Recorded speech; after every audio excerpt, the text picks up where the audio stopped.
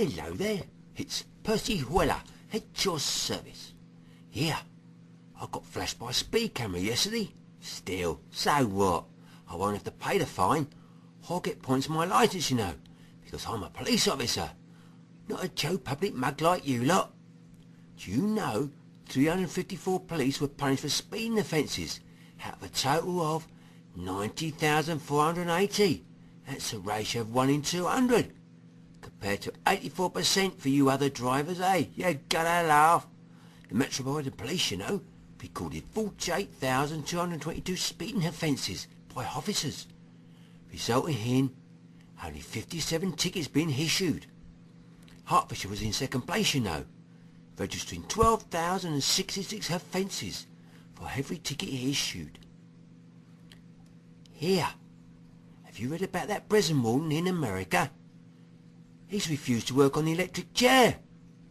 Apparently, he says it's a death trap. You gotta laugh about that too, haven't you? But this is disgusting, and no laughing matter.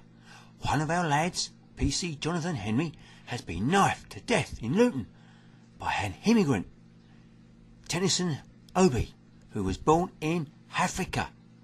He had been allowed to stay indefinitely in this country, so whoever sanctioned that is to blame for the PC's murder, aren't they?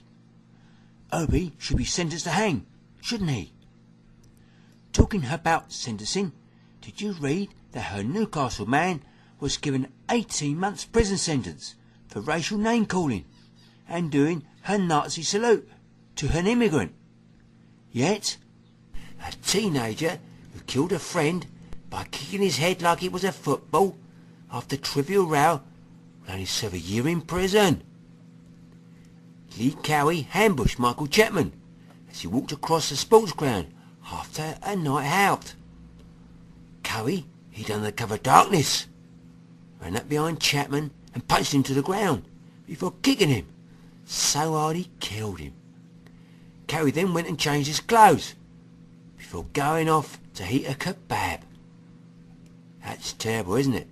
That's premeditated murder in anyone's eyes, isn't it? Not manslaughter he was charged with. He only got 4 years, but if it's cut in two with good behaviour, and he has served 1 year already, you know, on remand, he'll be out in only 12 months. He should be hung, shouldn't he? And he smirked as he heard his sentence. This country needs a death penalty back, doesn't it? That'll cut the crime rate down, won't it? And here's another scrote who wants hanging. A mugger attacked a 96-year-old woman, 96, on her birthday while she was doing her shopping. She was knocked to the ground as the mugger took her handbag. Then he rifled through her birthday cards, shaking out the birthday money they contained. The whole girl from Harrow died of a heart attack 6 days later in hospital, where she was being treated for a broken hip and shoulder. All we have to do is establish a direct link between the robbery and Mrs. Sears' death, then we can have him for murder. But then the courts will give him a soft sentence, won't they? Like they did with that Cowie scrote. In an effort to save money, so it can be spent on frontline policing, we've all been told at the station to learn another language.